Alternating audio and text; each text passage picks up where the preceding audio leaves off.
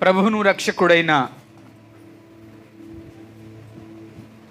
యేసుక్రీస్తు నామములో ఇక్కడ వచ్చిన మీ అందరికీ ప్రభు పేరట వందనాలు తెలియజేస్తున్నాం.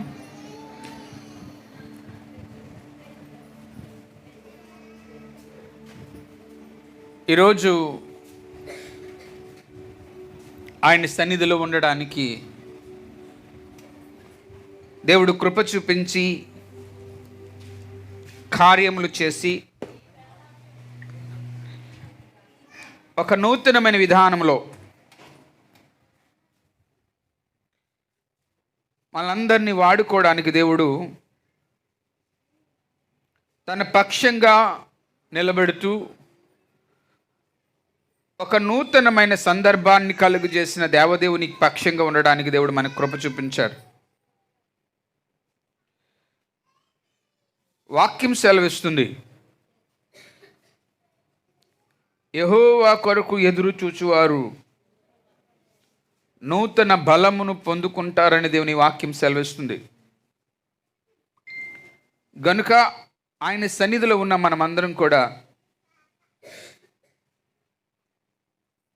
నూతనమైన విధానములో మనము పని చేయగలిగిన వారిగాను, మనము ఆయన సముఖములో ఆరాధించడానికి దేవుడు ఇచ్చిన యోగ్యతను యూజ్ చేసుకుంటూ ముందుకు వెళ్ళడానికి ప్రయోజనకరంగా ఉండటానికి గాను దేవుడు తన కార్యాలు మన పక్షంగా చేసుకుంటూ వచ్చాడు. అందుకు దేవుని పక్షంగా పనిచేస్తూ ఒక పరిపక్వమైన రీతిలో కృపయే విస్తరింపబడాలని ఉద్దేశాన్ని పని చేయగలిగిన వారికి పాత్రలుగాను మార్చబడడానికి దేవుడు మనకు అవకాశాలు ఇచ్చాడు. అందుకు ఒక నూతనమైన వైభవాన్ని సంపాదించుకుంటూ తన కార్యాలను మన పక్షంగా అనుభవించుకుంటూ దేవుని కొరకు జీవించేవారమై ఉండాలని దేవుని లేఖనములు సెలవిస్తున్నాయి. అందుకని 79వ సంకీర్తన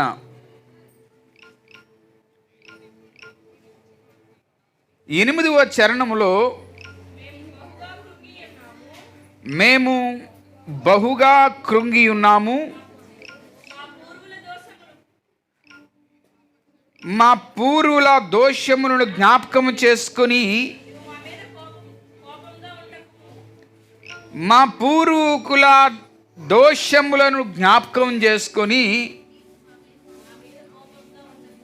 నీవు మా మీద కోపముగా ఉండొద్దు.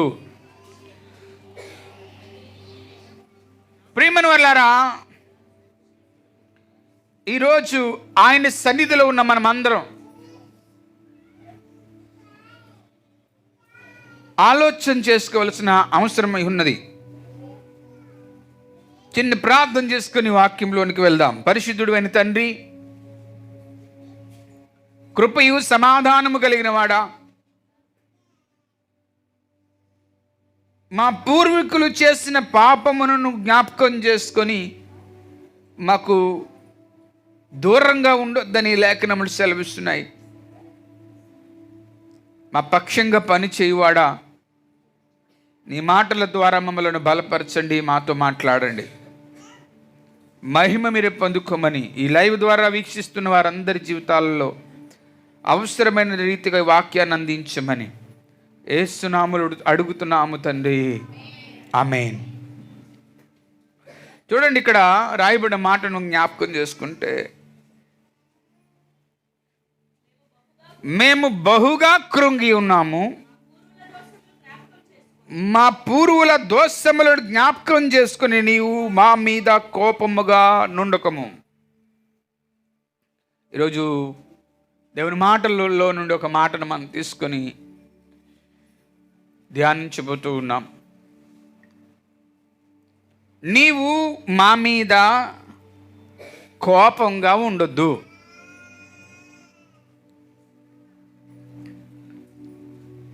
ఆసాపు చెప్పాడు ఈ మాట.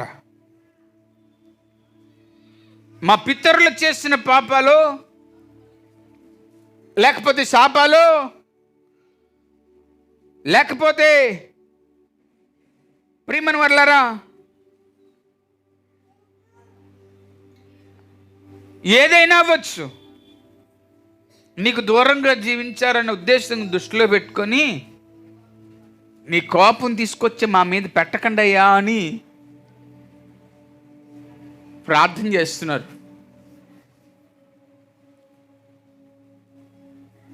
మా మీద పని చేయడానికి కుదరదు, ఎందుకంటే ఎవరి క్రియలు, ఎవరి తలంపులు, ఎవరి ఉద్దేశాలు వారివి అని లేఖనములు చదివించాయి కనుక. దేవుడు ఒక మనిషి మీద ఎందుకు కోప్పడతాడు? కోప్పడ్డానికి కారణాలేంటి? కోప్పడ్డానికి ఉద్దేశాలేంటి అన్న విషయాన్ని మనం జ్ఞాపకం చేసుకోవాలి. ఒకవేళ దేవుడు మనిషి మీద కోపపడ్డాడు అనుకోండి, పరిస్థితులు ఎలా ఉంటాయి, పరిణామాలు ఎలా ఉంటాయి, అది దృష్టిలో తీసుకోవాలి. ఈరోజు సంఘము ఆలోచించాలి, దేవునికి కోపం రప్పించే పనులేంటి?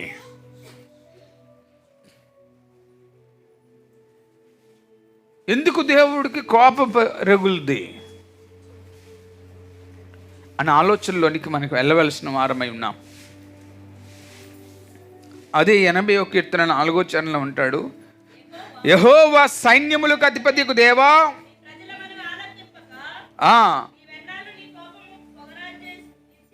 నీ ప్రజల మనవి ఆలకింపక నీవెన్నాళ్ళు నీ కోపము పోగా ఇచ్చేదేవు. ఎందుకు అంతగా రగిలిపోతున్నావు? ఎందుకు రగిలుతున్నావు? విచిత్రకరమైన సందర్భం ఏంటంటే,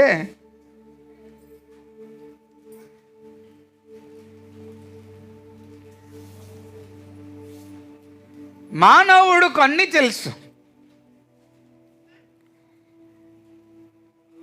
అన్నీ తెలుసు, తెలియనిదేం లేదు, అంతా ఎరుగును, కానీ చేయవలసింది చేసుకుంటూ వెళ్ళిపోతాడు. దాన్ని ఎలా నడవాలో, ఎలా జీవించాలో డిజైన్ చేసేసుకుంటాడు. మళ్ళీ అంటాడు, నా పరిస్థితి గుండా వచ్చే ప్రతి ఉపద్రవమును ఎలా దాటగలను. ఈరోజు ప్రియమైన సంగమా, సమాజానికి మనం ఒక విలువైన పాత్రలుగా మనం కనబడాలి. అందుకు మన దృష్టి, మన తలంపులు చాలా ఆలోచన దింపుగా ఉండాలి. ఒకవేళ ఆలోచించలేదా, ప్రమాదంలో పడిపోతాం. ఎందుకు దేవుడు మనిషి మీద కోప్పడతాడు? కోప్పడ్డానికి కారణాలు ఏంటి? అంటే దేవుడు కోపించనంతగా మనిషి ఏం చేస్తున్నాడు? ఇవన్నీ కూడా మన ఆలోచన చేసుకోవాలి. నీ ప్రజలు మనవి ఆలకించి నీవెన్నాళ్ళు నీ కోపము పొగరాజిచ్చేదవు అని అంటున్నాడండి. ఎందుకు ఎన్ని రోజులు మా మీద నీ కోపాన్ని అలా రగులుతూ చేసుకుంటావు అని ఆసాఫు ఈ కీర్తన ద్వారా తెలియచేస్తున్నాడు. అర్థమవుతుంటే మా పూర్వీకుల పాపాలు, లేదా మేము చేసిన పాపాలు, లేదా మా పిల్లలు చేసిన పాపాలు, లేకపోతే నా బంధువులు చేసిన పాపాలు, మేము పాపం చేస్తే చేసాం, కానీ నువ్వు ఎందుకయ్యా మా మీద అంత కక్ష కట్టేశావు, అంత అంత అంత కక్ష ఎందుకు అని ఈయన అడుగుతూ ఉన్నాడు. ఈరోజు మనం ఆలోచన చేసుకోవాలి, దేవునికి కోపం రప్పించే క్రియలు ఏమైనా మనుషులు ఉన్నాయా? ఏ సందర్భాల్లో దేవుడికి కోపం వస్తుంది? ఏ సందర్భాలలో మనిషికి కోపం వస్తుంది? ప్రియమైన వాళ్ళారా, ఈరోజు మనం ఆలోచన చేసుకోవాలి. దేవునికి కోపం రప్పించే పనులు ఏమున్నాయి? ఆలోచన చేయాలి. ఈరోజు ఆలోచిస్తే ఏదైనా ఒక సరైన మార్గం దొరుకుద్ది. బైబిల్ గ్రంథంలో 106వ కీర్తన 29వ వచనంలో కూడా అదే మాట చెప్తూ వచ్చాడు. వారు తమ క్రియల చేత ఆయనను కోపము పుట్టింపగా వారిలో తెగులను రేగేదే. స్టార్ట్ అయింది ఇక్కడ. వారు తమ క్రియల చేత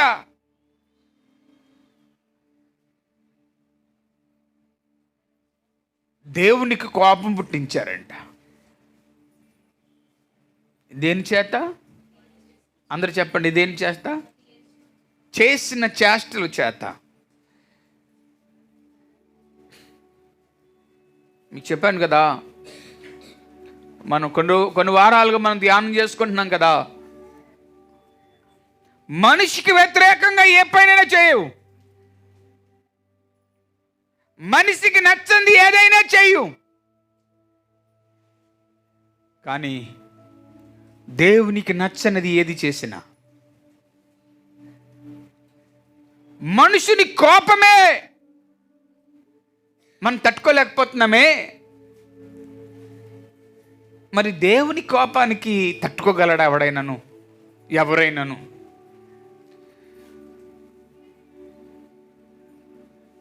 మనుషుల కోపం వలన కొన్ని అనర్థాలు జరగవచ్చు, మరి దేవుని కోపం వలన? ఈరోజు ఆలోచన చేసుకోవాలి. ఒకరోజు ఓ సందర్భంలో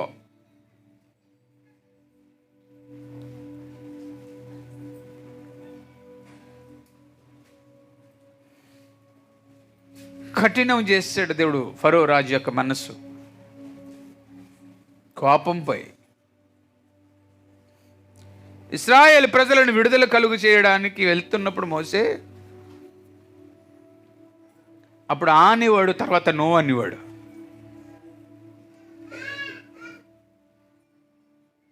ఫరో వలనే ఐగుప్తులందరూ బాధపడ్డారు. ఎందుకు అంటే కోపం ఎవరిది? దేవునిది. ఎవరి మీద? ఫరో మీద.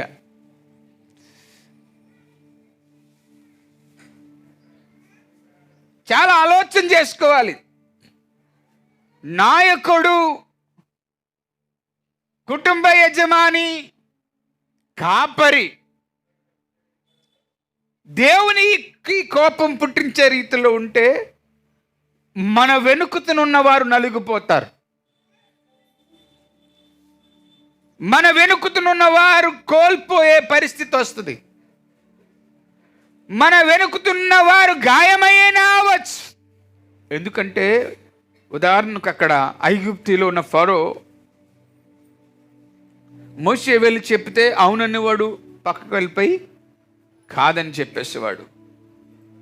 అందుకనే కొన్ని సందర్భాల్లో దేవుడు శిక్ష వారి మీదకి ప్రబలింపడినప్పుడు, తెగుళ్ళు వారి మీదకి వచ్చినప్పుడు ఐగుప్తులో ప్రతి కుటుంబంలో ఉన్న మగచూచులు పోయినట్టు మనకు తెలుసు. ఐగుప్తులు తాగే నీరు పాడైపోయిందని మనకు తెలుసు. ఐగుప్తీయుల మీదకి కప్పలు వచ్చాయని తెలుసు, తెగుళ్ళు వచ్చాయని తెలుసు, మిడతలు వచ్చాయని తెలుసు. ఈరోజు దేవుని కోపం ఆయనను రెచ్చగొడితే మాత్రం మన పిచ్చులు ఎగిసిపోద్ది. కాబట్టి చాలా జాగ్రత్తగా ఆలోచన చేసుకోవాలి. ఎక్కడి వరకు వెళ్ళిపోయామండి? 2 సమూయేలు రాసిన గ్రంథం 6వ అధ్యాయంలో 7వ వచనాన్ని మనం చూసుకుంటే, కాబట్టి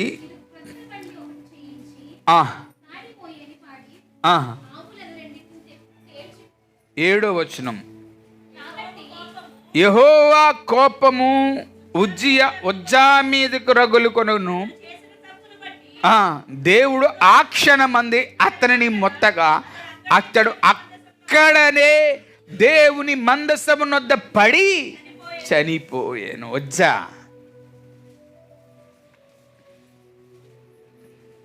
అక్కడ అంటాడు, అతడు చేసిన తప్పిదములను బట్టి ఆ క్షణమందే దేవుని మందసమునొద్దనే పడి చచ్చిపోయాడంట. 3వ వచనంలోంచి వారు చదువుకుంటూ, వారు దేవుని మందసమునకు క్రొత్త బండి మీద ఎక్కించి గిబియాలోనున్న అబీనాదాబు యొక్క ఇంటిలో నుండి తీసుకుని రాగా, అబీనాదాబు కుమారులకు ఉజ్జేయును తోలిరి. దేవుని మందసము గల ఆ బండిని గిబియాలోని అబీనాదాబు ఇంటి నుండి తీసుకొని రాగా, దావీదును ఇశ్రాయేలు అందరూ సరళ వృక్షపు కర్రతో చేయబడిన నానా విధములైన సితారులను, స్వరమండలములను, తంబూరలను, మృదంగములను, పెద్ద తాళములను వాయించుచు యెహోవా సన్నిధిని నాట్యమును ఉండిరి. వారు నాకో కళ్ళము దగ్గరకు వచ్చినప్పుడు ఎడ్లకు కాలు జారినందున ఉజ్జా చేయి చాపి దేవుని మందసమును పట్టుకొనగా అన్నాడు. చూడండి, ఈ ఉజ్జా ఎవరండి?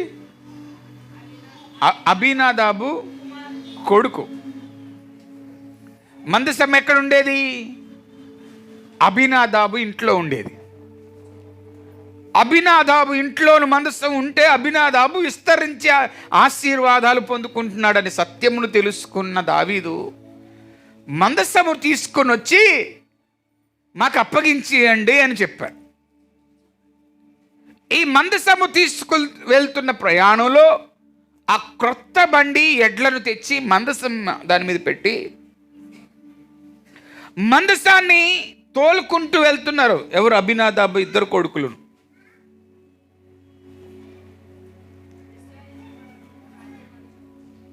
వారు తోలుకుని వెళ్తున్నప్పుడు దావీదు సైన్యము దిగి వచ్చింది. దేవునికి స్తోత్రం చెప్పండి. దావీదు సైన్యం అక్కడికి వచ్చి, దావీదు పని ఏంటో తెలుసా అమ్మా? దావీదు పని ఏంటి?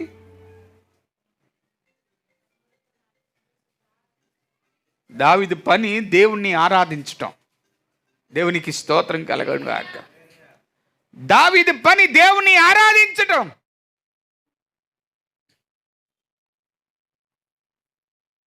అతని పనే అది. మందసము ప్రయాణం అవుతున్నప్పుడు అన్ని రకాల వాయిద్యాలను తీసుకొని వచ్చి దావీదుతో సైతము, దేవునికి స్తోత్రం చెప్పండి, దావీదుతో సైతము నాట్యమాడుచూ ఉన్నారని దేవుని వాక్యం సెలవిస్తుంది. ప్రేమైన వర్లారా,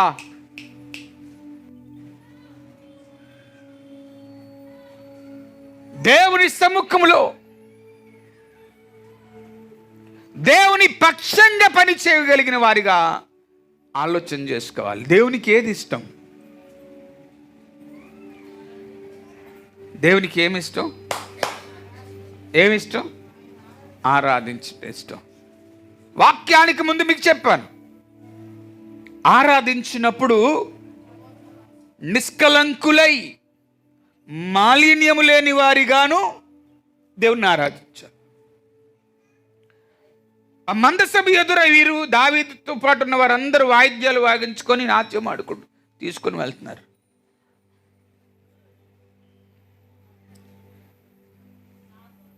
నాకోను కళ్ళము దగ్గరకు వచ్చినప్పుడు ఎడ్లకు కాలు జారినందున ఉజ్జ చెయ్యి చాపి దేవుని మందసము పట్టుకొనగా.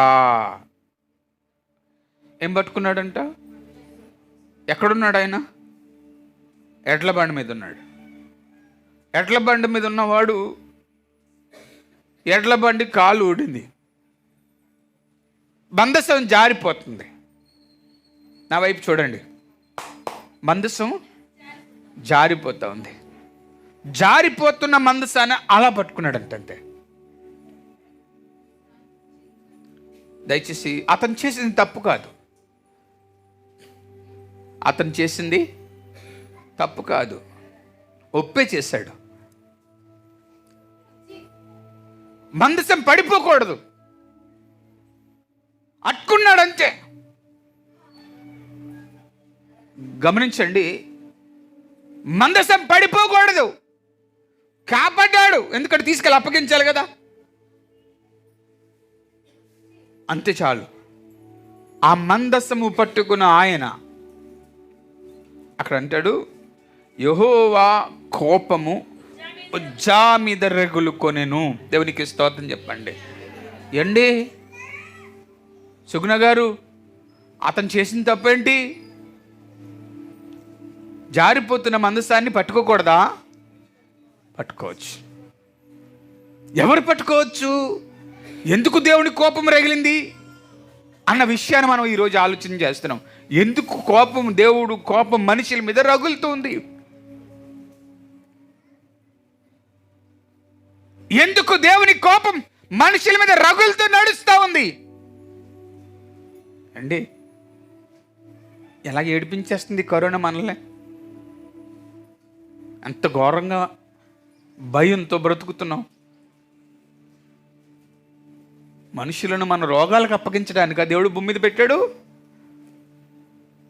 బాధల్లో పడిపోవడానికి. కానీ నేను క్షేమంగా అక్షేమంగా ఈ లోకంలో చూస్తున్నాం. ఆలోచన చేయాలి. మందసము జారిపోతున్న మందసాన్ని అలా అట్టుకున్నాడంతే. దేవునికి చెర్రెక్కేసిందండి, అరికాలండి నడినెత్తు వరకు.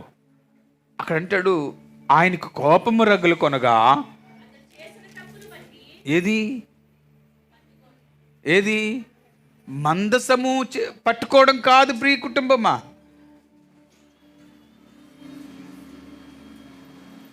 లోపల యోగ్యత లేదు. ఏది మందసము తాకే యోగ్యత ఆయనకి లేదండి. అందుకు అతడు చేసిన తప్పును బట్టి, అతడు చేసిన తప్పును బట్టి దేవుడు ఆ క్షణమందే ఎవడు పడితే వాడు మాట్లాడతాడండి దేవుని సేవకుడు గురించి, సంఘం గురించి. మందసం పట్టుకున్నందుకే దబ్బని కొట్టాడు దేవుడు ఉజ్జాన్ని. అక్కడికక్కడే ఈరోజు మనం జ్ఞాపకం చేసుకోవాలి. నేను అంటాను, దేవుని జోలికి కానీ, దేవుని పరిచర్యకు కానీ, దేవుని సంఘం మీద కానీ, దేవుని సేవకుడికి మీద కానీ అర్హత లేని వాడు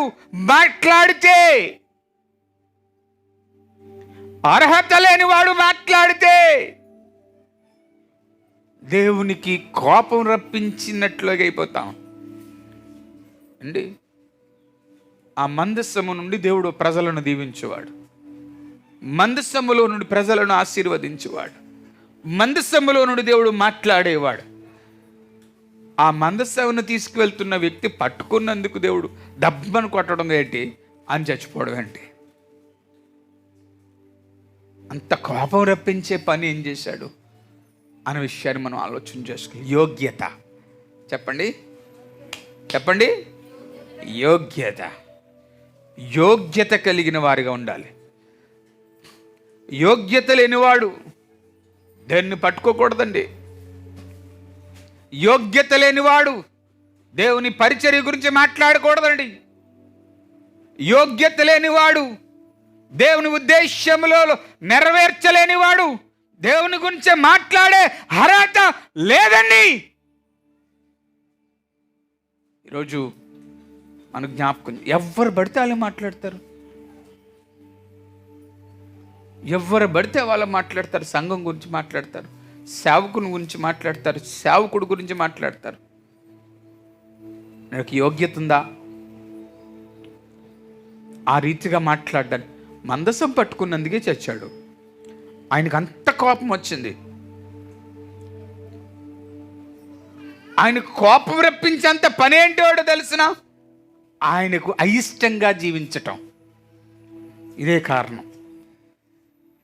ఆ కాలంలో ప్రత్యక్ష గుడారంలోనికి వెళ్ళాలి అంటే యోగ్యత ఉండాలా. నిష్కలంకమైన మనసు కలిగిన వాడు మాత్రమే ప్రవేశించాలా. అందుకనే ఇప్పుడు మన సేవకులు అంగి వేసుకొని నడనికి తాడు ఉంటుంది. అంగి వేసుకున్న ప్రతి సేవకుడికి నడనికి తాడు ఉంటుంది. ఆ తాడుకు దృష్టి ఏంటో తెలుసా? ఒకవేళ అంగి వేసుకొని ఉండి దేవునికి అయిష్టమైన క్రియలు చేసి ఉంటే ఆయన మందస్సము దగ్గరికి వెళ్తే అక్కడికాడ చచ్చేవాడు. తాడు నడనికి ఉండేది కదా, లోపలికి వెళ్ళి తీసుకురావడానికి కూడా యోగ్యతను కోల్పోయిన వారు కుదరదని ఎవరు లోపలికి వెళ్ళేవారు కాదు. తాడు పట్టుకొని లాగేసేవారు దేన్ని, చచ్చిపోయినవాడిని, శవాన్ని బయటికి. అంత శక్తి ఆ మందసములో నుండి పనిచేసేది. దేవుడు దాని మీద దృష్టి పెట్టేవాడు. తన కృపను మందస్సం పై నుండి ఉంచేవాడు. ఆ మందస్సములో నుండి దేవుడు మాట్లాడేవాడు. ఆ మందస్సము జోలికి వెళ్ళిన వాడు జీవితం మరణానికి దారి తీసింది. ఈరోజు మనం జ్ఞాపకం చేసుకోవాలి. ప్రియనేస్తమా, దేవుని జోలి, దేవుని ఉద్దేశములను మీకు మొదటి నుంచి చెప్పాను. ఏంటి కూడా ఉన్నారు. ఎవరు? దావీదుతో పాటు వాయించే వారందరూ కూడా ఉన్నారు. యోగ్యులే. వీరు కూడా మందసం దగ్గరికి వెళ్ళలేదు. దూరం నుండిపోయాడు. చచ్చిపోయిన వాడి దగ్గరకు కూడా వెళ్ళలేదు. యోగ్యమైన వారు వచ్చి తిరిగి మందసాన్ని లేపి కాళ్ళు పెట్టి తిరిగి మందసాన్ని తీసుకొని వెళ్ళారు. ఈరోజు దేవుని సంగమా, మీ అందరిగా చెప్తున్నా, క్రీస్తు అసమర్థుడైతే కాదు, సర్వాధికారం కలిగిన దేవుడైన ఆయన ప్రతి కన్నీరును చూచువాడు, తుడుచువాడు. ఆయన శక్తి చూడాలనుకుంటే ఆయన జోలికి రా నువ్వు. ఆయన శక్తి మహా ఉగ్ర రూపం కలిగినది. ఆయన జోలికి వచ్చిన వాడు ఎవడ బ్రతుకైనా సరే నాశనంలో కాదు, సర్వనాశనం అయిపోద్ది. చరిత్రను తుడిచిపెట్టేస్తాడు ఆయన. ఆయన జోలికి రావడం అంటే ఏంటి? ఈ దేహము ఆయనది. దీనిని పాపములో నడిపిస్తే, దీన్ని శాపములో నడిపిస్తే, దీనిలో మనస్సు దుర్మార్గతలో నడిపిస్తే, దుష్ట ప్రవర్తనలోనికి నడిపిస్తే, ఈ మనస్సును పాడు చేస్తే ఆయన వస్తాడు. దేవునికి స్తోత్రం చెప్పండి. ఆయన ప్రత్యక్షుడై వస్తాడు. ఊరుకోడైనా నువ్వు అనుకుంటున్నావు నా ఇష్టం నా శరీరం అనుకుంటున్నావు. నీ ఇష్టం కాదు, నీ శరీరము కాదు, నీ ఇష్టము కాదు, నీ శరీరము కూడా కాదు. ఇది ఆయనది. ఆమేన్ చెప్పండి. ఎవరు ఇది ఆయనదని గుర్తు చేసుకుంటారో వారికి జీవ మరణములు వశము నుండి దేవుడు తన చేతుల్లో పట్టుకుంటాడు. అందుకని అంటాడు, ఇక్కడ రాయబడ్డది రోమీయులు రాసిన పత్రిక 1వ అధ్యాయం 18వ వచనంలో, రోమీయులు రాసిన పత్రిక 1వ అధ్యాయం 18వ వచనంలో అంటాడు, అక్కడ దుర్నీతి చేత సత్యమును అడ్డగించు అది దుర్నీతి చేత సత్యమును అడ్డగించు మనుషుల యొక్క సమస్త భక్తిహీనత మీదను దుర్నీతి మీదను దేవుని కోపము పరలోకము నుండి బయలు. దేవునికి స్తోత్రం చెప్పండి. ఎక్కడి నుంచి అంట వస్తుందంట? తమ్ముడు, బ్రదర్, దుర్నీతి చేత సత్యమును అడ్డగించు మనుషుల యొక్క సమస్త భక్తిహీనత మీదను దుర్నీతి మీదను దేవుని కోపము పరలోకము నుండి బయలుదేరు. దేవునికి స్తోత్రం కలుగునుగాక. ఎందుకనగా దేవుని గురించి తెలియశక్యము అయినది ఏదో అది వారి మధ్య విషాదపరచబడి దేవుడు అది వారికి విషాదపరచును. దేవునికి స్తోత్రం కలుగునుగాక. దుర్నీతి చేత, ప్రియమైన వారలారా, దుర్నీతి చేత సత్యమును అడ్డగిస్తే ఏంటి? ఉజ్జా ఏం చేశాడు? తప్పు చేశాడు. అమ్మ ఉజ్జా చేసింది తప్ప? నాయన తప్పు కాదు, యోగ్యత లేదు. యోగ్యత లేదు. యోగ్యత ఎక్కడ పోయింది? ఉండవలసిన క్రియలు లోన లేకపోవటం వల్ల యోగ్యతలు పోతాయి. లేకపోతే దానికి ప్రత్యేకింపబడిన వారు మాత్రమే. ఆ కాలంలో ఇక్కడికి ఎవడైనా వచ్చేసి నిలబెట్టేసి మాట్లాడేస్తున్నాం. ఆ కాలంలో ఎవరు ఇక్కడ రావడానికి అర్హతలు లేవు. దేవుని సేవకుడి గురించి మాట్లాడమే. ఆ కాలంలో దేవుని సేవకుడి గురించి మాట్లాడమే. అయ్యి బాబోయ్, ఒకరోజు ప్రవక్త అయిన ఎలీషా వెళ్ళిపోతూ ఉంటే బోడువాడా అని పిల్లలంటే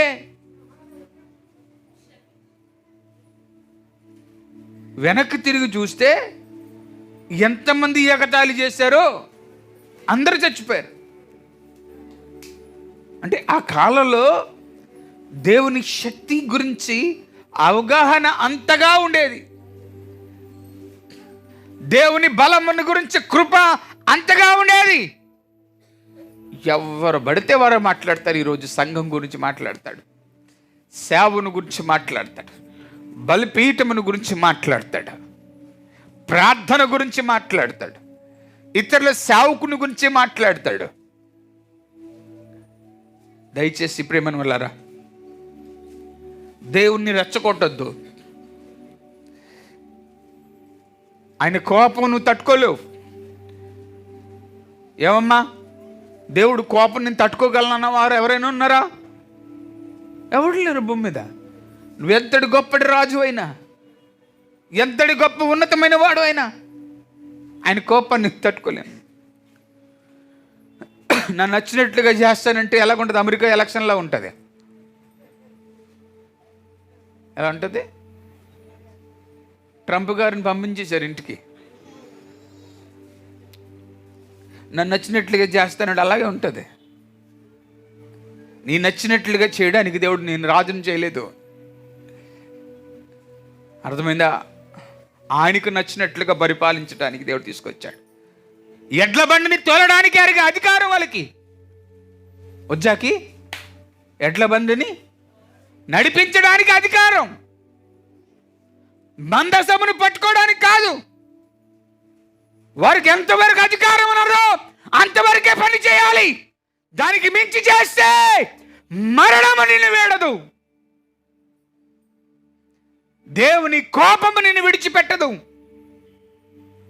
అందుకే నేను మీకు పదే చెప్తున్నా, 10 సార్లు మీతో మాట్లాడుతూ ఉన్నా, సంఘముతో మాట్లాడుతూ ఉన్నా.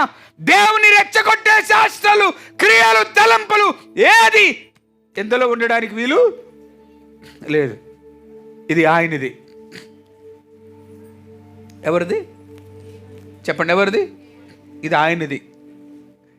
దీని మీద అధికారం ఆయనకుంది.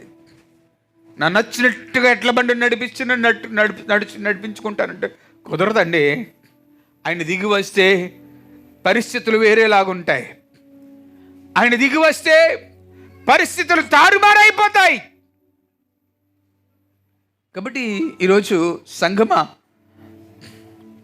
ఆలోచన చేసుకోవాలి. దుర్నీతి చేత సత్యమును అడ్డగించు మనుషుల యొక్క సమస్త భక్తిహీనత మీదను దుర్నీతి మీదను దేవుని కోపము పరలోకము నుండి బయలుపరచబడుతూ ఉంది.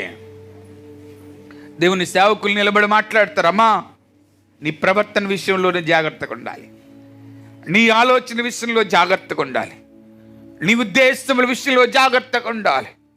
ఎందుకంటే అదే కదా అయింది. దుర్నీతే కాదండి, ఏమండి, దుర్నీతే కదా ఊరియా భార్యను చేర్చుకోవటం. ఊరుకున్నాడా? ఏయ్ మెర్సీ, ఊరుకున్నాడా దేవుడు? దావీదు నా ఇష్టానుసారుడు అని చెప్పినోడిని దేవుడు వదిలేశాడా అండి? ఏ దుర్నీతితో కన్న కుమార్తెలు విషయంలో దేవుడు ఆలోచన చేసి మొత్తితే చచ్చిపోయింది. అవుట్. ప్రార్థన చేశాడు ఈయన, బతికించు బతికించు బతికించు బతికి, నెవర్. ఒప్పుకోలేదు దేవుడు. అక్కడ తాగాడా? దుర్నీతి వెంబడి వెళ్ళిపోతే అక్కడ తాగాడు దేవుడు. దావీదు వంశములో పుట్టిన కుమార్తెతో కుమారుడు పాపం చేశాడు.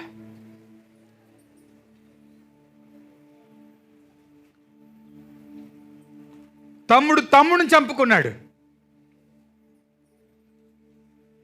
ఈరోజు మనం ఆలోచించాలి. దేవుడు ఒక పక్కనే ఉండిపోతాడు అనుకోకండి. అన్ని పక్కలు ఆయనవే. మనకంటే తూర్పు పక్కన వెళ్ళాలా అండి? మంగళవారం పంపించకూడదు, శుక్రవారం పంపించకూడదు, మనకి ఇవన్నీ ఉంటాయి. అన్ని రోజులు ఆయనవే, అన్ని పక్కలు ఆయనవే, అన్ని దిశలు ఆయనవే. ఆయనకి అసాధ్యమైనది ఏదీ లేదు. ఎప్పుడు ఏ క్షణముందు ఏమైనా చేయగలడు, ఏమైనా చేయగలడు. రోగంతో చచ్చిపోయిన లాజర్ని తీసుకెళ్ళి కప్పట్టేశారు, సమాధిలో పెట్టేశారు. చచ్చిపోయాడు, అయిపోయింది, 4 రోజులతో అయిపోయింది అనుకున్నాం. ఆ చచ్చిపోయిన వాడిని కూడా 4 రోజుల తర్వాత అవసరం, నాకు అవసరం అని తీసుకొచ్చుకున్నాడు. చేయి పట్టి దేవునికి స్తోత్రం చెప్పండి. హల్లెలూయా. నాకు అవసరం, ఐ నీడ్. బ్రతికించగలిగిన శక్తి ఆయనలో ఉంది. ఆయనకు అవసరం. ముందు వారం మనం గుర్తు చేసుకున్నాం. ప్రవక్త అయిన ఎలీషా మరణం అయిన కొన్ని సంవత్సరాల తర్వాత సైనికుడు చచ్చిపోతే అదే శవం దగ్గర తీసుకొని వెళ్ళిపోయి పాతి పెడితే ఆ దుమ్ములు తగిలి ఈ చచ్చిపోయిన సైనికుడు బ్రతికాడు. అంటే దుమ్ముల్లో ఉన్నది శక్తి. అంటే నన్ను వెంబడించే వాడికి శక్తి ఎన్నడికి బయటికి పోయేది కాదు అని దేవుడు రుజువు చేసుకున్నాడు. ఎంత ప్రభావితం కలిగిన దేవుడు, ఎంత ఉన్నతమైన దేవుడైనా, ఎంత పరిపక్వమైన దేవుడైనా, ఎంత శ్రేష్ఠుడైన దేవుడైనా, ఆయన విషయంలో నీ ఆలోచనలో చాలా రాంగ్ వెళ్ళిపోతున్నాయండి. ఘోరం. మనం అనుకుంటున్నాం వదిలేసాడు దేవుడు. మనం అంటాం కదా, చూడు ఉదయకాలం అనుకుంటున్నాం దుర్మార్గులేమో ఉండిపోతున్నారు, మంచోళ్ళు చచ్చిపోతున్నారు అన్న మా పాస్టర్ గారు. ఎవరిని వదిలేడు దేవుడు. అందరికి ఉంది. చావుడప్పులు అందరికీ మోగుతాయి, మొక్కడు మనస్తాయా? చావుడప్పు అందరికీ మోగుద్ది, ఎవరికి మోగకుండా ఉండదు. ఆహా, మనం అనుకుంటాం మోగదు అనుకుంటాం, మోగుద్ది, కంగారు లేదు. కానీ మోగే డప్పు సరైన రీతిగా మోగకపోతే నరకానికి పోతావు. ఈరోజు దేవుని పనిలో, దేవుని సముఖంలో నిమగ్నమై ఉండవలసిన వారమైన మనము ఆలోచన చేసుకోవాలి. దేవునికి ఎందుకంటే కోపం ముట్టించా? నినివే పట్టణం విషయంలో యోనా కబురు ఏమని చెప్పాడు దేవుడు? నినివే పట్టణం విషయంలో యోనాకు ఏమని చెప్పి పంపించాడు?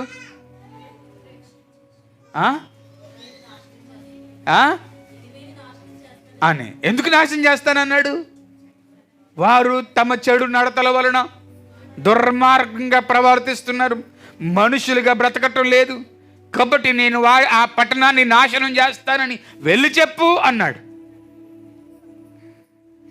ఇక్కడ కోపం వచ్చిందా? ఎవరికి?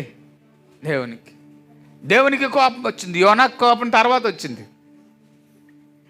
దేవునికి కోపం వచ్చిందండి. యోనా వెళ్ళాడు, చెప్పాడు, అయిపోయింది. ప్రజలందరూ కూడి పాపం విషయంలో ప్రాయచిత్తపడుతూ ప్రార్థన చేసుకుంటూ శరీరం విషయంలో బలహీనం చేసుకుంటూ దేవునికి ఇష్టమైన రీతిగా ప్రార్థన చేశారు వాళ్ళు. వెంటనే కోపిష్ఠుడు మనస్సు మార్చుకున్నాడు. ఇప్పుడు మనుషులకు అర్థమైంది ఏంటంటే, పొద్దుడేం పాపం చేస్తాడు, రాత్రి ఏమో ఒప్పేసుకుంటాడు. మళ్ళీ పొద్దుడు పాపం చేస్తాడు రాత్రి. ఎందుకంటే ఆ కాలంలో యోబు గారు తమ కుమారుల నిమిత్తం ఉదయకాలంలో లేచి బలి అర్పించేసి, బాబు రాత్రి ఏమైనా నా కుమారులు కళల ద్వారా కానీ దర్శనాల ద్వారా కానీ లేకపోతే స్నేహితుల ద్వారా పాపం చేస్తారేమో అని టకా టకా టకా టకా బలు నరికితే క్లియర్ అయిపోయింది. ఈ కాలంలో క్లియర్ అవ్వదు, కొంపడగా ఉంటుంది మన నెత్తి మీద. ఈ కొంపడిని ఎవరు తప్పించలేరు. ఈ కొంపడిని తప్పించుకోవాల్సిందే నీవే. ఎలా అంటే తమ దుర్మార్గములను విడిచి దేవుడి దగ్గరకు రావాలి. దేవుని కోపం చల్లార్చాలి. దేవుడి దగ్గరికి ఎలాగొస్తావు?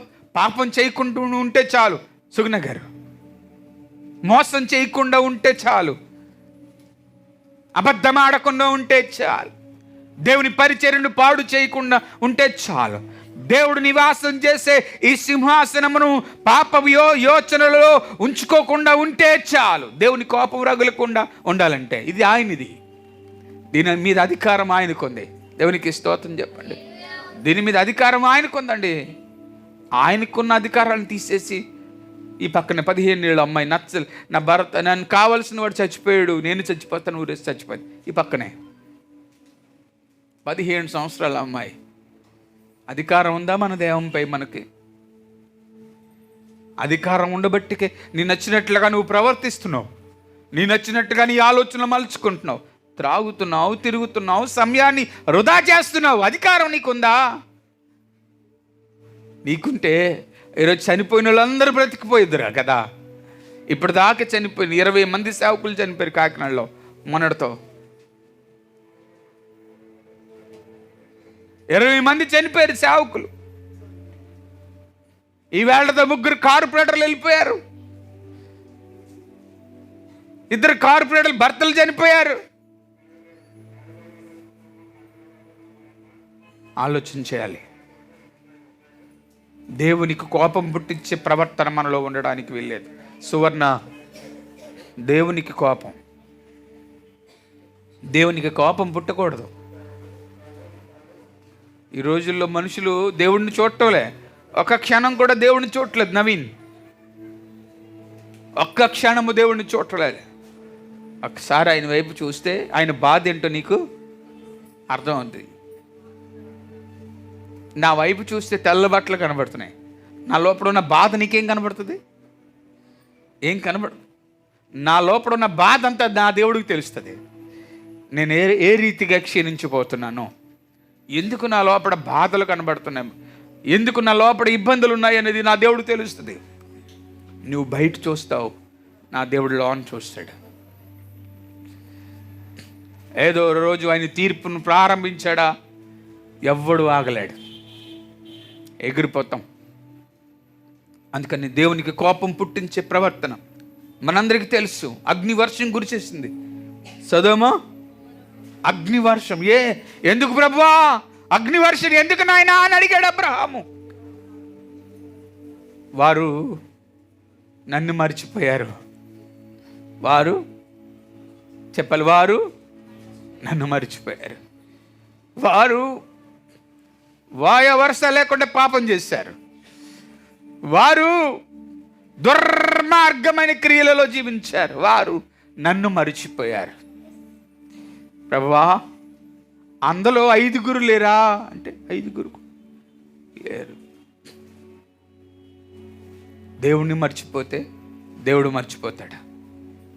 అబ్రహాము నేను చెప్తున్నా, నీ సహోదరుడు అంటున్నావు కదా, బయటికి రమ్మని చెప్పు. వెనుక తిరగకుండా బయటికి రమ్మని చెప్పు. అబ్రాహాము దేవుని దూతుండి లాక్కెళ్ళిపోతుంది చేటుకొని, వెనక్కి రాకండి, వెనక్కి తిరగండి, లాక్కరండి అంటే అమ్మగారు తిరిగారు వదిలేసిన బీరువాలో బట్టలు చూసుకోవడానికి. ఉప్పు స్తంభము ఈ రోజుకి అక్కడ ఉంది, ఈ రోజుకు ఉంది, ఈ రోజుకు ఉంది. దేవునికి కోపం అలా ఉంటుంది. చెప్పినట్లుగా చేయకపోతే నీ బ్రతుకు శూన్యమైపోద్ది. దేవునికి అనుకూలమైన జీవితము నీలో లేకపోతే సమాధి అయిపోతావు. చాలా జాగ్రత్తగా ఉండాలి, చాలా జాగ్రత్తగా ఉండాలి. దేవుని విషయంలో మనుషులకు అర్థం కావట్లే. ప్రేమ ప్రేమ ప్రేమ ప్రేమ ప్రేమ. అయినా ఆయన ఉగ్రత కూడా చాలా స్ట్రాంగ్ ఉంటుంది. ఆయన ప్రారంభిస్తే ఎవడు ఆపలేడు. అధికారం కాదు, ఐశ్వర్యం కూడా ఆపలే, రాజులు ఆపలే, ఎవరు ఆపలే. గడగడలాడిపోయేవారు ఆ కాలంలో. దేవుడు నోట్ల ప్రవక్తల నోట్లో వచ్చే మాటను విని రాజులతో సైతం ఏమైపోయారు. నేను పట్టణానికి యోనా వెళ్ళి కబురు చెప్తే ఏం చేశారు? రాజుగారితో సైతం బూడిద పోసేసుకొని గోను బట్ట కట్టేసుకొని, బాబోయ్, ఆయన కోపాన్ని మనం తట్టుకోలేము. ఎందుకో తెలుసా? నినివే గురించి వారికి తెలుసు. ఎవరు? సొదొమ గుమొర్రా గురించి వారికి తెలుసు. జలప్రళయం గురించి వారికి తెలుసు. అర్థమైందా? ఐగుప్తి కాలంలో ఇశ్రాయేలును బయటకు తీసుకొచ్చిన తర్వాత మోసే పర్వతం మీదకి వెళ్ళి ప్రార్థన చేసుకోవడానికి వెళ్తే మమ్మల్ని నడిపించే నాయకుడు లేడని చెప్పేసి ఇశ్రాయేలులు అందరూ కొంతమంది వారికున్న బంగారు వస్తువులు, వెండి వస్తువులన్నీ తీసి ఒక దూడం చూసుకొని ప్రతిమను చేసుకొని దాన్ని ఆరాధించుకుంటే నాట్యం ఆడుతూ ఉంటే దేవుడు చూసి సహించుకోలేకపోయాడు. ఆ పర్వతం మీద దిగి వస్తున్న మోసే ఆ పలకలు చేతిలో ఉన్నాయి, ఇసిరేశాడంతే. అక్కడికక్కడే మాడి మసైపోయారు. సర్పాన్ని చేసుకున్నారు. అదే ఇశ్రాయేలు ప్రజలు. దేవుడిని ఆరాధిస్తూ ఉంటే సర్పమే వారిని వచ్చి కాటేసింది, అక్కడికక్కడ చచ్చిపోయారు. దేవునికి ఉగ్రత, దేవుని కోపం మనుషుడు తట్టుకోలేడండి. మనుషుడు తట్టుకోలేడు. తట్టుకోగలిగిన శక్తి మనిషికి లేదు. ఈరోజు జాగ్రత్త. దేవుని పనిలో ఉన్నావా? జాగ్రత్త. దేవుని సాధనమై ఉన్నావా? జాగ్రత్త. దేవుని సేవకుడివా? జాగ్రత్త. దేవుని పనికి వ్యతిరేకంగా ఆలోచన చేస్తావా? జాగ్రత్త. Be careful. డేంజర్ జోన్లో ఉన్నాం మనం. ఎవరిని విడిచిపెట్టాడు ఆయన. చాలా జాగ్రత్తగా ఉండాలి. ఈరోజు అజాగ్రత్తతో ఉండి దేవునికి కోపం పుట్టించే వారిగా మనం ఉండిపోతే ఆయన పైన ప్రారంభించాడా? ఎవ్వరు ఆపలేరు. ఎవరు ఎవరు ఎవరు జలప్రళయంలో యోనా గారు, నోవాబు గారు అందరూ వారి కుటుంబంతో వాడలో హ్యాపీగా ఉంటే తలుపు కొడుతున్నారు. అయ్యా అయ్యా కాస్త తలుపు తీయంటే తాళాలు నా చేతిలో లేవు. అయ్యా నేనయ్యా వాడక తారు పోస్తున్నాడు అంటే, అమ్మ తాళాలు నా చేతిలో. బయట ఉన్నాడు ఒకరు, దేవుని కృప కలిగిన దూతుండి తాళం వేసుకొని తాళం పట్టుకెళ్ళి. ఉగ్రతకు తట్టుకోగలిగిన శక్తి మనిషికి సరిపోదు. కాబట్టి ఈరోజు ఉగ్రతకు గురైపోతావా? ఉగ్రత రాకుండా ఆపుతావా? ఈరోజు ప్రశ్న ఏంటంటే, ఉగ్రతకు గురైపోతావా? ఉగ్రతను రాకుండా ఆపుతావా? అందుకని యెషయా గ్రంథకర్త యెషయా గ్రంథం 54వ అధ్యాయం 9వ వచనంలో అంటాడు, 54వ అధ్యాయం 9వ వచనంలో అంటాడు ఆయన, నోవాహు కాలమున జలప్రవాహములు గుచ్చి నేను చేసినట్లు చేయుదును. జలములు భూమి మీదకి ఇకను పొర్లు రావని నోవాహు కాలములా నేను ఒట్టి పెట్టుకొనున్నట్లు నీ మీదికి కోపము నుండననియు నిన్ను గద్దింపుననియు నేను ఒట్టు పెట్టుకొని ఉన్నాను. పర్వతములు తొలగిపోయినను, మెట్టలు తత్తరలు, నా కృప నిన్ను విడిచిపోదు. సమాధాన విషయమై నా నిబంధన తొలగిపోదు అని నీ యందు జాలిపడి యెహోవా సెలవిచ్చుచున్నాడు. నోవాహు కాలంలో జరిగేవి ఇక మీదట జరగవు అని చెప్పాడు. ఎందుకు జరగవు? మనిషి దేవుడు మాట వింటే జరగవు. మనిషి దేవునికి అనుకూలమైతే జరగవు. మనిషి దేవునికి అనుకూలం కాకపోతే జరుగుతున్నాయి. ఇప్పుడు తెగుళ్ళు ఆగిపోయి అనుకున్నామా? వెంటాడుతున్నాయా? మనల్ని ఆడుతున్నాయా? సునామీ రాదనుకున్నామా? వచ్చిందా? అంటే అగ్నిపర్వతాలు పగలవనుకున్నామా? పగులుతున్నాయా? మనలను బాధించే రోగాలు రావనుకున్నామా? ప్రాణాలు కోల్పోతున్నారా? అన్నీ జరుగుతున్నాయి. కాబట్టి ఈరోజు మీ అందరికీ నేను చెప్పేది ఒకటే, దీని మీద అధికారం దేవుడికి ఉంది. పక్కలకు చెప్పండి, నీ మీద అధికారము దేవునికి ఉంది. అంటే భార్యకు భర్త మీద ఎలాంటి అధికారం ఉంటుందో నీ మీద కూడా దేవునికి అదే అధికారం ఉంది. అర్థమైందా? భర్తకు భార్య మీద ఎంత అధికారం ఉంటుందో నీ మీద కూడా అదే ఉంటుంది. అందుకే అంటారు, ఎవరు పక్కోడు భార్యను టచ్ చేస్తే తన భర్త కళ్ళోదర చూస్తే వాడికి ఎలా ఎక్కుతుంది మంట? మామూలుగా ఏ రకంగా ఎక్కుతుంది? అమ్మ అన్న ఒప్పుకోడు, కానీ భార్యను కానీ టచ్ చేస్తే వీడికి ఎక్కడ లేనంత మహాకోపం వచ్చేస్తుంది. మరి ఒక స్త్రీ మీ అమ్మ కనలేదు, నీతో కలిసి పెరగలేదు, నీకు సకభాగంగా వస్తే ఆమెను టచ్ చేస్తే నీకంత బాధ ఉంటే, ఈ దేహాన్ని పాపం టచ్ చేస్తుంది, ఆయనకి ఎంత బాధ ఉంటుంది?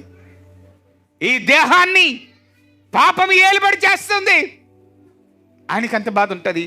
ఆయన శరీరంలో నుండి నిన్ను చేసుకున్నాడు. ఆ శ్వాస, ఆయన శ్వాసలో నిశ్వాసను అనుగ్రహించాడు. పాపంలోకి వెళ్ళిపోయిన నిన్ను మళ్ళీ ఆయన రక్తంలో కొనుక్కున్నాడు. సిలువలో త్యాగమైపోయాడు. నీకోసం ఆయన అన్నీ చేశాడు. ఈరోజు దేవుని సంఘంలో ఉన్న సమాజమా, మీ అందరికీ ఒకటే చెప్తున్నా, దేవునికి కోపం పుట్టించే పనులు చేయకూడదు. Don't do it. విడువడైనా నా కృప నిన్ను విడిచిపోదు అని వాక్యం సెలవిస్తుంది. ఇదే మాటలో చెప్పాడు, నా కృప నిన్ను విడిచిపోదు. కాబట్టి దేవుని పరికరంగా మారిపోవడానికి ప్రయత్నం చేయి. అదే చెప్తా, మీ నచ్చినట్లుగా మీరు వస్త్రధారణ చేసుకోకండి అని. నేను ఒక చర్చిలోకి ఉపవాస ప్రార్థనకి వాక్యం చెప్పడానికి వెళ్ళాను. నవీన్,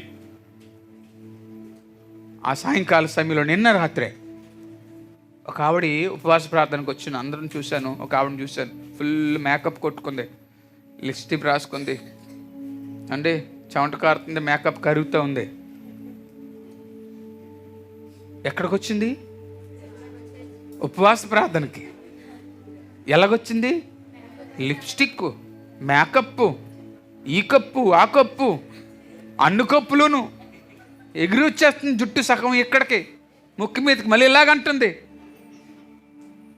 ఎక్కడికి వచ్చింది అన్నమ్మ? ఈ అమ్మ నువ్వు ఉపవాసం ఉన్నావా? ఉన్నాను అయ్యగారని. మరి ఎందుకు ఆ దిక్కుమాలతో డైరెక్ట్గా చెప్పా, నీకు ఎందుకమ్మా దిక్కుమాల కంపు?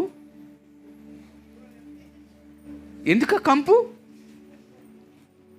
అంటే చెమటొచ్చే కారిపోయే కంపు నీకెందుకు? ఆ కాలంలో ఉపవాసముని గురించి మాట్లాడాను. ఒక ధర్మ కార్యక్రమంగా చేసుకున్నారంట. దేహంపై బూడిద పోసుకొని దేవుని సన్నిధిలో ఉన్నారట. ఖచ్చితంగా చెప్పాను, క్షమించండి అయ్యగారు అని చివరిలో వచ్చి క్షమాపణ కోరి, నేను కాదు నిన్ను క్షమించేది, నీ మనస్సు ఆయనకి ఇవ్వకపోతే ఆయన నిన్ను క్షమించడం. నేను ఎక్కడికి వెళ్ళేలా చెప్తాను, ఎవరు పిలిచినా మీతో కొద్ది ఇలా మాట్లాడతా. ఆయనకి అయిష్టమైన క్రియలు నేనే తట్టుకోలేకపోతున్నాను.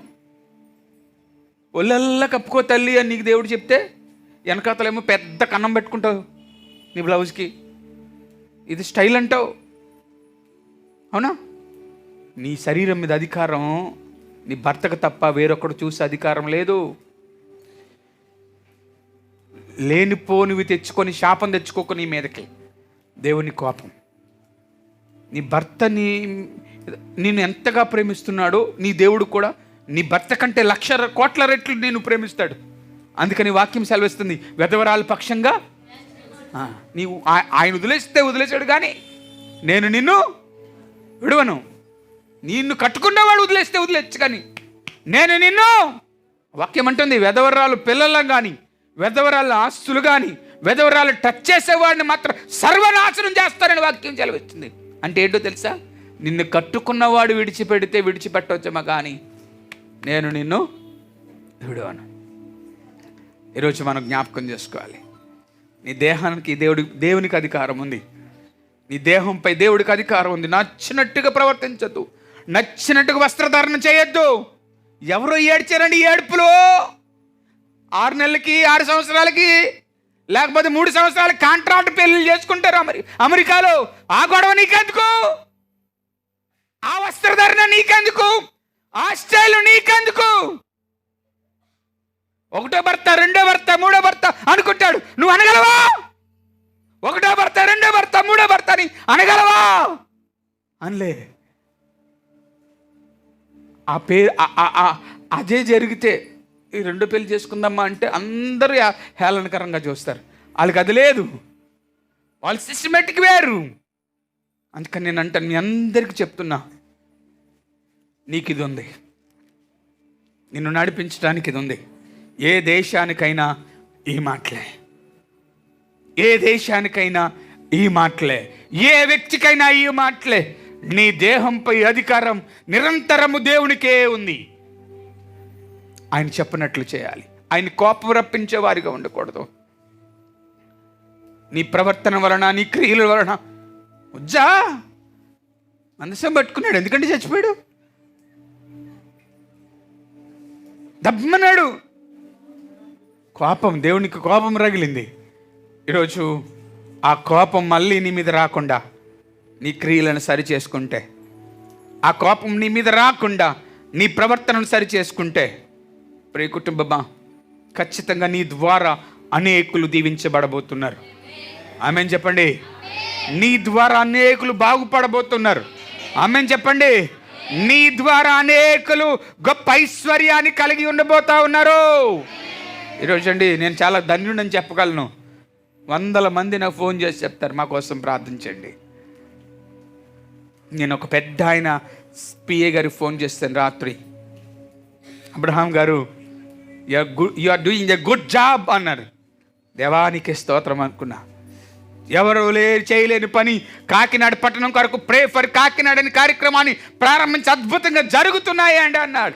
ఎస్, దేవుని పనిలో పిలువబడ్డాం కనుక ఆయన ఏం చెప్తే ఏ కాలానికి ఏది అవసరమో అది చేయడానికి ఐఎమ్ రెడీ. దేవుడు అందుకు పిలిచాడు, ఆయన పని చేయడానికి పిలిచాడు, అనేకులకు ఆశీర్వాదకరంగా నిలబడడానికి పిలిచాడు, అనేకులకు దీవెనకరంగా ఉండడానికి పిలిచాడు, అనేకుల కష్టాలు పంచుకోవడానికి దేవుడు పిలిచాడు, అనేక బాధలు పిలవడానికి దేవుడు పిలిచాడు. ఇదిగో ఈవేళ చనిపోయిన ఫ్రూటి కుమార్ గారు దాదాపు 40 రోజులు మేము ఆయన కొరకు ప్రార్థన చేస్తాం. 40 రోజులు ప్రార్థన చేస్తాం. దేవుడి చిత్తం కాలేదు, తీసుకొని వెళ్ళిపోయారు. మేము ప్రార్థన చేయడం అయితే మానలేదు. అంటే దేవునికి కోపం పుట్టించే పని ప్రార్థన కాదు, పాపము. కాబట్టి పాపం జోలికి పోకుండా పరిశుద్ధుడిగా నిలబడి దేవుని కోపము రగలకుండా జీవిస్తే ఖచ్చితంగా నీ వల్ల అనేకులకు ఆశీర్వాదమే. దేవునికి స్తోత్రం చెప్పండి. నీ వల్ల అనేకులకు దీవెనే, నీ వల్ల అనేకులకు ఒక సామ్రాజ్యమే. నోవహు కుటుంబాన్ని దేవుడు రక్షించాడండి. ఆ కుటుంబంలో నుండి పెద్ద సామ్రాజ్యాన్ని దేవుడు చేసుకొచ్చాడు. ఆశీర్వాదం. ఈరోజు దేవుని సముఖంలో ఉన్న ప్రియ కుటుంబమా, కోపము రప్పించే పనులు మానండి, స్టైలు మారండి. నీ బ్రతుకు మార్చుకో, నీ ఆలోచన మార్చుకో. దేవుని పనిని పనిగా చెయ్యి. ఈ దేహంపై దేవునికి అధికారం ఉన్నదని గుర్తు చేసుకో.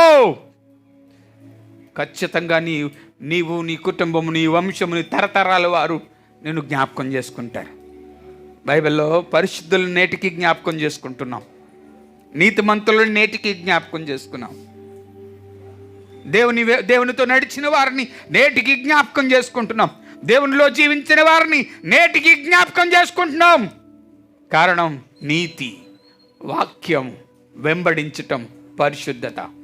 Still alive. నేటికి బ్రతికున్నాయి ఆ మాటలు, నేటికి బ్రతికున్నాయి ఆ క్రియలు, నేటికి బ్రతికున్నాయి ఆ తలంపులు, నేటికి బ్రతికున్నాయి ఆ పనులు, నేటికి బ్రతికున్నాయి ఆ శాస్త్రాలు, నేటికి బ్రతికున్నాయి. నేటికే కాదు, ఇంకెన్ని యుగాలున్నా బ్రతికే ఉంటాయి. నేను చెప్పే మాట ఏంటో తెలిసిన, నువ్వు ప్రవర్తన మార్చుకొని దేవుని కొరకు సజీవుడుగా బ్రతికితే నువ్వు వెళ్ళిపోయిన తర్వాత కూడా నీ క్రియలు బ్రతికే ఉంటాయి. నా ప్రయత్నం అదే, సేవకుడుగా చచ్చిపోతే ఫలానా వ్యక్తిలాగా బ్రతకాలరా బాబు అన్నట్లుగా సేవ చేయాలని ఆశ నాలో పరిగెత్తుతుంది, ఉరికెత్తుతుంది. నా తర్వాతి సేవకులు ఎవరు వచ్చినా నా దగ్గరకు రోజుకి 2-3 సేవకులు వస్తారు. వాళ్ళందరికీ ఒకటే చెప్తున్నా, నేను చచ్చిపోతే ఒక పుస్తకంగా మారి చచ్చిపోవాలి. మళ్ళీ బైబిల్ అవ్వదు కదా. పుస్తకం అవ్వగలుగుతుంది, ఆ పుస్తకం చదవగలుగుతారు కదా. ఒక చరిత్రాత్మకమైన పరిచర్య చేయాలని ఆశతో ఎదురు చూస్తున్నాను. నాకు సహకరించండి, నాకు సహాయం చేయండి. నా దేవుని పనిలో నిమగ్నం కండి. నాకు అడ్డు రావద్దు, నా పనికి అడ్డు రావద్దు. నా పనిలో సాకారుగా నిలబడగలిగితే నీవు కూడా ఆశీర్వాదవంతుడు అవుతావు. దేవుని కోపానికి, దేవుని ఉగ్రతకు దారి ఇవ్వద్దండి. 2 చేతులు జోడించి చెప్తున్నా, ఆయన కోపం రగిలిందా ఎవరూ నిలబడలేరు. ఆయన కోపం రగల్చకుండా ఆయన పని చేయండి. దేవుడు మిమ్మల్ని నిండుగా దీవించటం మొదలు పెడతాడు. యెషయా గ్రంథంలో చెప్పాడు, ఇదిగో నోవాహు కాలంలో వచ్చిన జలప్రవాహాలు రావు, మళ్ళీని ఆ ప్రమాదాలు రావు. నా కృప నిన్ను విడిచి పోదు. ఆ కృప మన విడిచిపోకుండా ఉండాలంటే మన ప్రవర్తన దేవునికి సరిగా అప్పగించుకోవాలి. కృపను పొందుకుంటూ జీవించాలి. ఈరోజు నా మాటలు అర్థమవుతున్నాయా?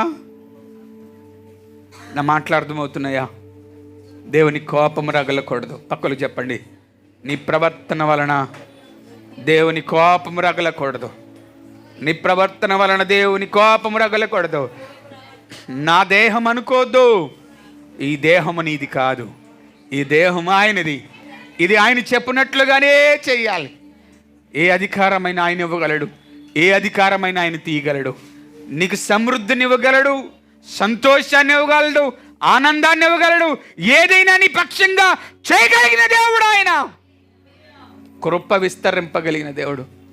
నాకు చాలా సంతోషం ఉంటుంది. కొన్ని సందర్భాలు జ్ఞాపకం చేసుకుంటే, వీడు పిల్లకి పెళ్లి చేసుకోలేడు అని అనుకున్నారు ఒకప్పుడు. కేజీ పెళ్ళి అవ్వకముందు చేసుకోలేడు అనుకున్నారు. అందరికంటే ఘనంగా దేవుడు చేశాడు. ఆయన సమకూర్చాడు, ఆయన చేశాడు. నాకు తెలుసు, నా దేవుని శక్తి తెలుసు. నేను అడుగు పెట్టిన అడుగుల్లో దేవుడు నాకు తోడు ఉండటం నాకు తెలుసు. ఆయన సమకూర్చాడు, ఆయన చేసుకున్నాడు. కాబట్టి ఆయన పని తప్ప నాకు వేరే ఆలోచన ఉండదు, ఎప్పుడు రాబోయే తరంలో ఒకవేళ దేవుడు ఏమిచ్చినా ఆయన పని కొరకు ఉపయోగించడం తప్ప నా స్వార్థం కొరకు ఏనాడు ఉపయోగించాలనే ఆలోచనలు ఎప్పటికీ రావు. దేవుని వాక్యం పట్టుకు చెప్తున్నా. కాబట్టి దయచేసి ఆయనకి ఇష్టలుగా జీవించండి, ఆయనకి నమ్మకమైన వారిగా జీవించండి. రెచ్చగొట్టొద్దు దేవుణ్ణి. కొందరు అంటారు కదా, నన్ను రెచ్చగొట్టొద్దు అని మాట్లాడతాం. దేవుణ్ణే రెచ్చగొట్టొద్దని మీకు చెప్తున్నా. ఆయన రెచ్చిపోయాడా, నీ చరిత్ర గల్లంత అయిపోద్ది, వంశము లేకుండా పోతుంది. అందుకని నేను మిమ్మల్ని అందరినీ బ్రతిమాలుకుంటున్నా, ఈ దేహంపై అధికారం ఆయనది కనుక ఆయనకి ఇవ్వండి, ఆయన వాడుకొనివ్వండి. దేవునికి స్తోత్రం చెప్పండి. హల్లెలూయా. ఆయన ఆయన ఆయన మహిమ కొరకు వాడండి. ఆయన మహిమ కొరకు పని చేయండి. ఆయన మహిమ కొరకు ఉండండి. ఈరోజు జ్ఞాపకం చేసుకునండి, ప్రభు చిత్తము నిన్ను విడిచిపోదు. దేవుని కోపం మనకు అక్కర్లే. దేవుని దయ మనకు కావాలి. దేవుని కృప మనకు కావాలి. దేవుని ఆశీర్వాదం మనకు కావాలి. దేవుని సంకల్పన మనకు కావాలి. దేవుని ఉద్దేశం మనకు కావాలి. దేవుని ప్రణాళిక మనకు కావాలి. కాబట్టి ఆయన కృపలో మనం ముందుకు కొనసాగాలని తెలియజేస్తూ నేను ఈ మాటలు ముగిస్తున్నాను. మోకరించండి, ప్రార్థన చేసుకుందాం. అందరూ మోకరించండి, ప్రార్థన చేసుకుందాం. ప్రభువా, నీ ఉగ్రత మాకు వద్దయ్యా, నీ దయ మాకు కావాలయ్యా, నీ కృప మాకు కావాలయ్యా. చిన్న ప్రార్థన, నోరు తెరిచి అందరూ ప్రార్థించండి. పరిశుద్ధ ఆత్మదేవుడా, నీకు వందనాలు ప్రభువా. వాక్యము ద్వారా మాతో మాట్లాడావు. యేసయ్యా, నీకే స్తోత్రం. పరిశుద్ధ ఆత్మ